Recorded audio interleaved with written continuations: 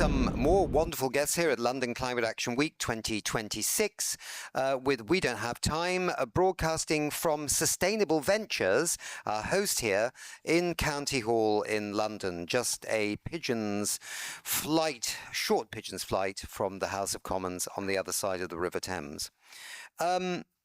Scaling emerging climate solutions remains one of the central challenges in the transition to a net zero economy, and some of the most critical solutions, as my script goes whipping down the page, are still early stage, capital intensive and geographically constrained.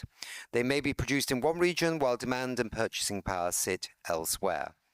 Commodity certificates are emerging as a potential lever for scaling climate solutions, since they can help connect early supply of low-emission commodities with demand before physical supply chains are fully aligned, but only if the underlying systems are credible.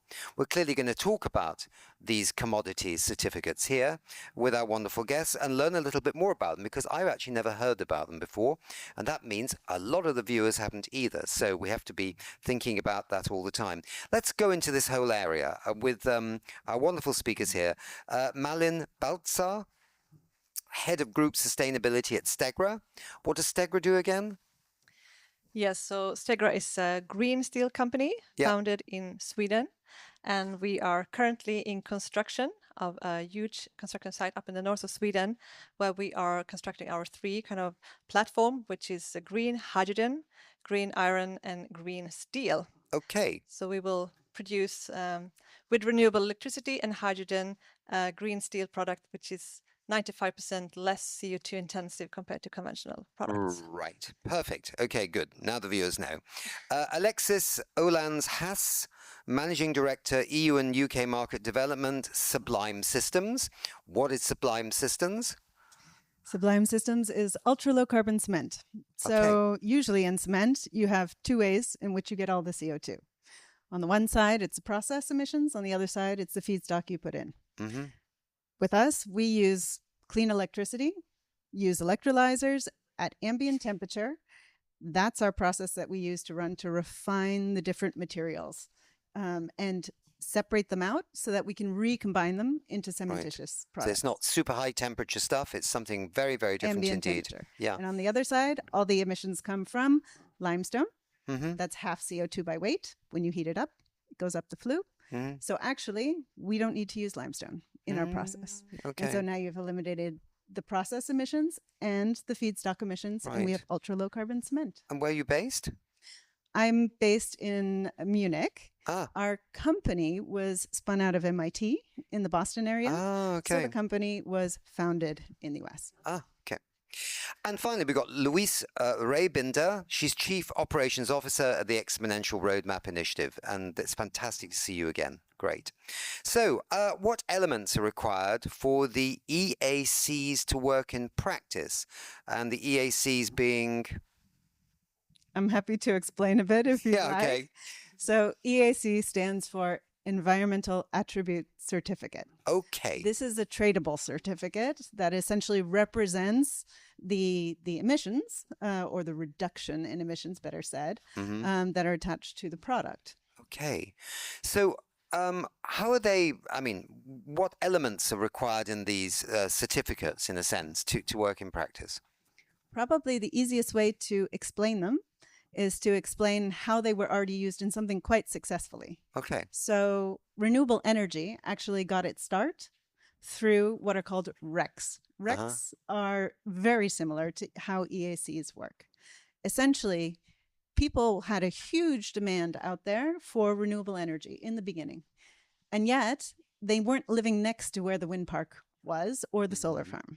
So what you needed was something that connected up that demand, those buyers on the one side, and the producers. So these certificates enable you to connect one side to the other. Now, EACs do that same thing. They just do it with physical materials. So instead, if you are producing, for example, Sublime cement, and you're producing it in a region in the US or in Europe or somewhere else, you may have buyers all over the world who actually want that technology to come into existence and want to use the material. And essentially, these certificates, you can buy them. What it preferences first and foremost is the delivery of the physical material first. However, if you're not nearby, and cement is heavy, so it doesn't move very far. If you're not nearby, the balance of those can still be actual. You're supporting the green premium it costs to actually make that material, and you're getting the credit for having bought. Right. Cement. So somebody else uses maybe the cement, but you're getting the credit for actually, in a sense, helping to fast forward the development of this as a marketable product. There you go. Okay. All right. Now it's all becoming clear. It's wonderful. We're pulling the onion open and seeing what might be inside. What's the role of corporate buyers? Maybe you've touched on that there in scaling climate solutions, but this concept, is it relevant to you as well with the low carbon steel, yeah? Yes, it's relevant in the same way. Yeah. We don't have the kind of geographical restriction as strong as the cement industry, but we still can see that. And first of all, we need to start with the green product, with the low carbon product that can actually contribute to the transition. So I think that's kind of the starting point of actually creating these EACs. And just to tell kind of the story where we started is that we started to develop the EAC together with an investor who is also customers of ours who are purchasing the green steel, but had a higher kind of demand of decarbonization of their own supply chain, but where they want actually the direct purchase of the material because of the complexity of the supply chain and because of the geographically spread out. So when they kind of purchase so much green steel they could possibly can on a physical level, they had to add the EAC to actually decarbonize the full supply chain. And that meant that for us, we of course want to prioritize selling the physical steel, but we do have more physical steel that we want to sell at a green premium. And these kind of buyers who can actually buy the certificates can help us enable a green premium for the full volume that we have, even though the kind of market for the green steel, the physical steel, is not fully there yet. So this is definitely an enabler to capture the green value and to keep investing in these technologies. So this was driven actually from a customer need. So could it be that an investor is also looking to the future and saying, okay, could this work? Right? The investor says, okay, I know that we all need lots more green steel. I'm going to buy one of these certificates at a premium, and I might sit on it and down the line kind of sell it to somebody else. In other words, could you trade these things so that the early adoption of buying the certificate means that you've got cash flowing into Stegra that means that you become able to produce ever more green steel that eventually gets, higher value. Could you trade these certificates? Yes or no, or not? Let me actually caveat that. Okay. Let me caveat that with most of these buyers who are buying actually do have a need for the physical product. And their need, like she said, is bigger than the geographical location. Right. Now, to have a credible certificate, the best thing you can do is to have a verified reduction in emissions and then also have a registry where all of those certificates appear. Yeah. And then once you've bought it, it gets retired.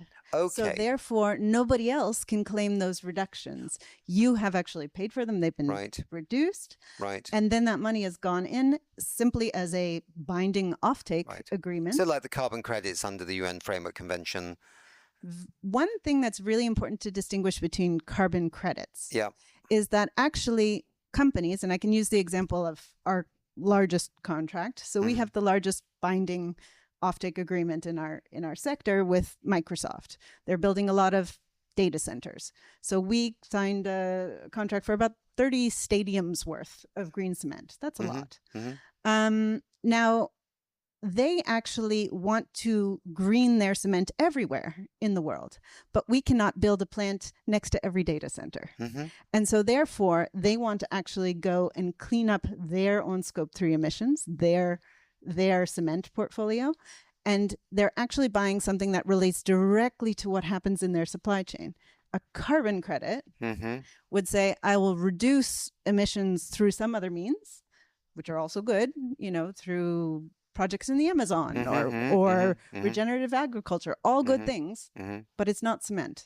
Right. And so these are the companies that say, I want to have the tools and the technology available for in the future when I'm building my data centers. Right. Therefore, I want to buy something that helps me get green cement. So down the road, basically, in the future, when you've got cement factories all over the world and things, Microsoft will buy it in a different way. But this is a way of kickstarting something they want to see to have a life in the future. Same with your steel, Stegra, into the future, though they're influencing the long-term market of these kinds of commodities that they might well need. Sorry about all this, but there are people out there that maybe know absolutely nothing about this, a bit like me when I first started this program. So this is all very interesting.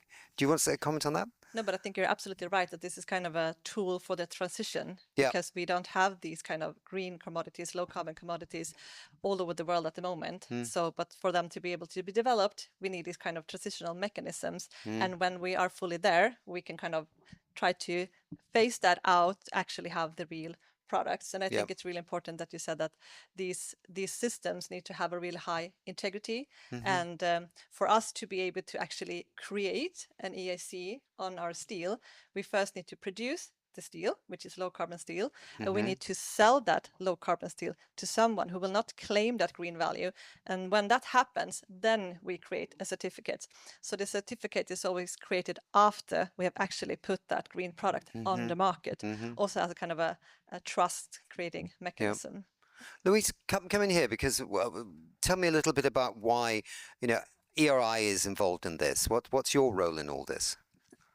So ERI, we're very engaged in ensuring that we have these solutions that are replacing the products that we don't want to have on the market, so the fossil-based products.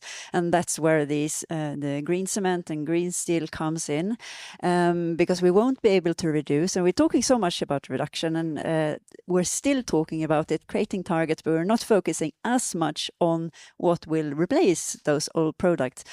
So this is a really good way in order to get financing for newer and better products.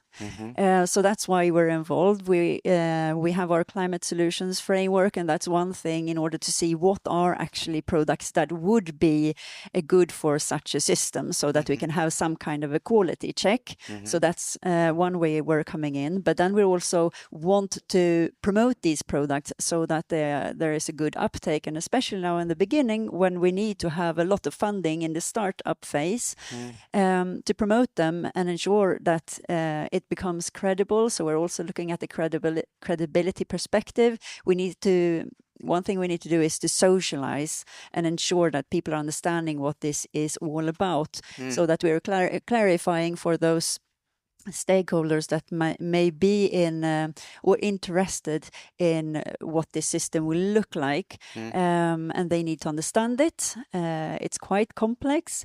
We need to speak a good language so that we understand also what the risks may be, because there are obvious kind of risks with this, that when we're disconnecting the physical product from the certificate, that we're thinking, okay, but will there be any kind of double counting, or this certificate, is it credible? Do we have the right validation? Do we have kind of a control over these certificates with the registry that Alexis was talking about?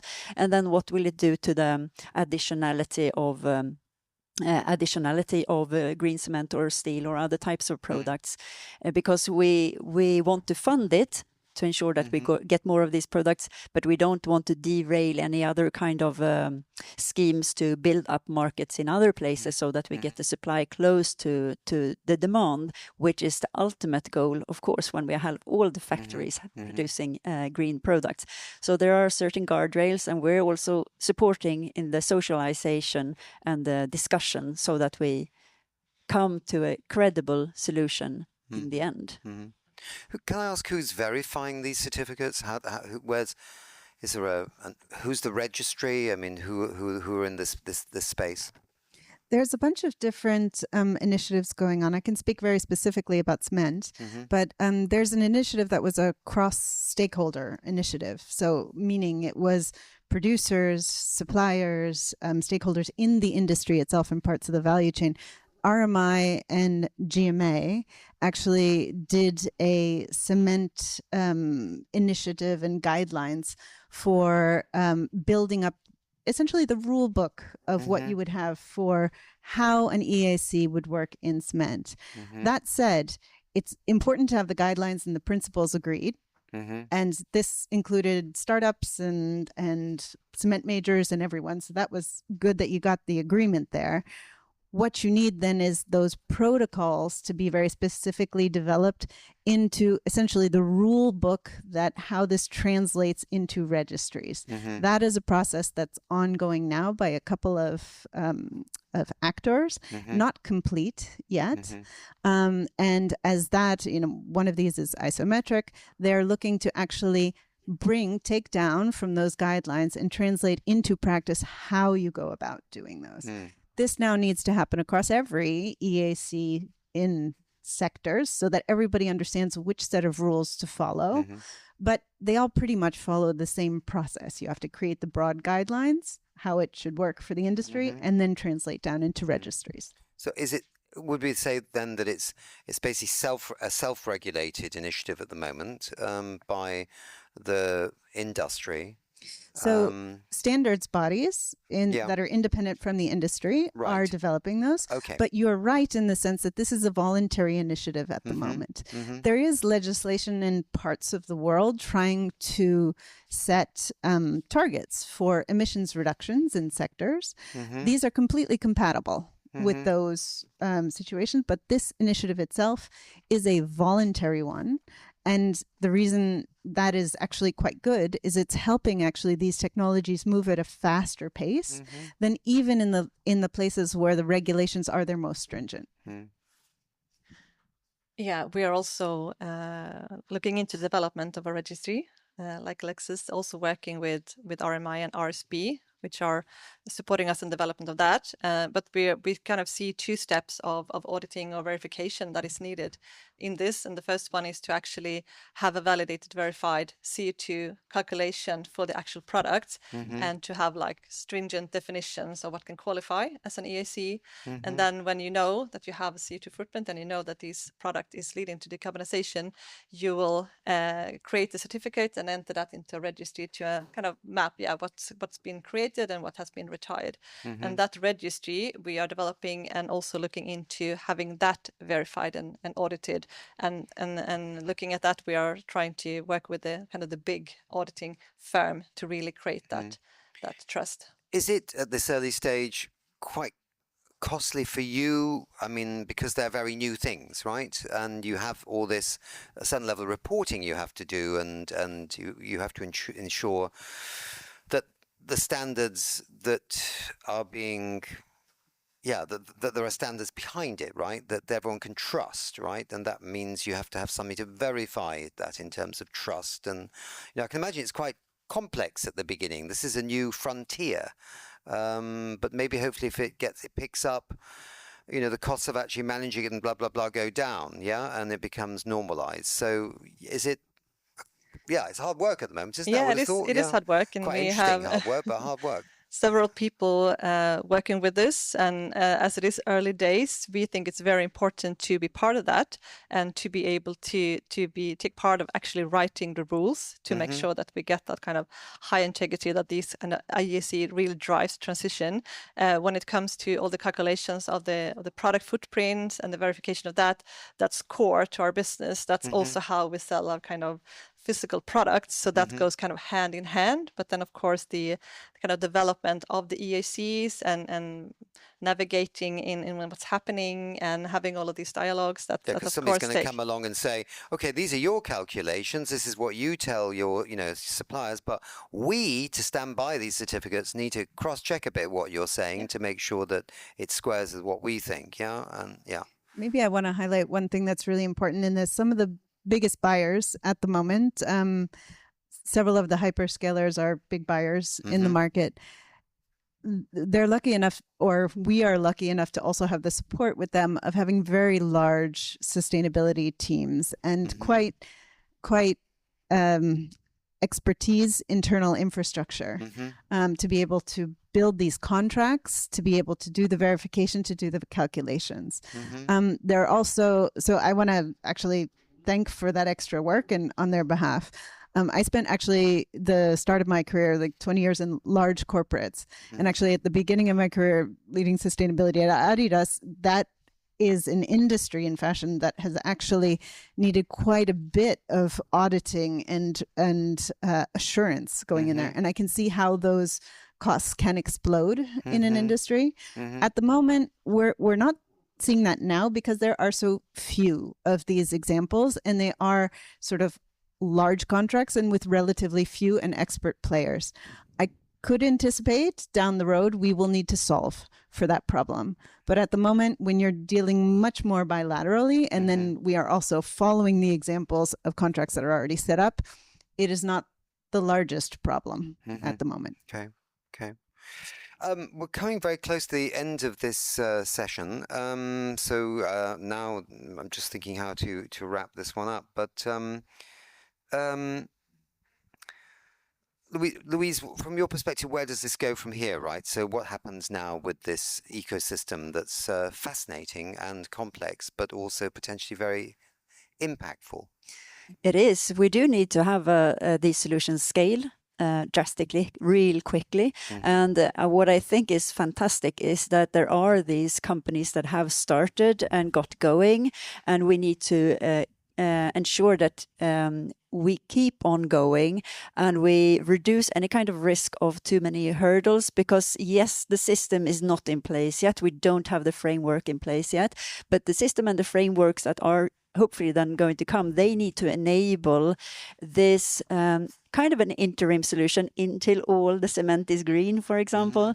And in the meantime, steel, for example. all steel, all aluminum, all, there are many different commodities we could use. But what is needed now and what we have here is the transparency when this is being worked on to be built up, when we're moving towards systems and frameworks and a credible way of working. So that's super important and good that we have full transparency into these activities. And does it require the EU to start thinking about this and getting involved, the Commission, or not? Or is that making it too messy? I think we're actually off to a very good start. And this, where we're coming together with some of the standard bodies that are very well respected out there. For example, SBTi. And the other Science-Based Targets Initiative. Science-Based Targets, thank you. Several of these are well-respected global frameworks, and I think simply what is needed to be done over time, and it's not the first thing that needs to be done, is simply clarifying how these certificates will play a role in documenting that companies have indeed reduced their footprint. So I would actually say the industry is moving well in developing these, and we should continue to move at pace because we're building plants now. But over time, we will need to show and document and make harmonious that these things can match. We do not need to build up a separate regulation because they're already fitting well together now. And you could also work together, couldn't you? Build buildings with steel and concrete, and then it's a perfect marriage made in heaven. I have to end it there. I'm sorry, we're well over time. Thank you very much for being with us. I'm sure, again, this is a story that won't go away now. It's going to come back round and round again, and we're going to learn a lot more going forward on what's happening here. So thank you very much indeed for being with us.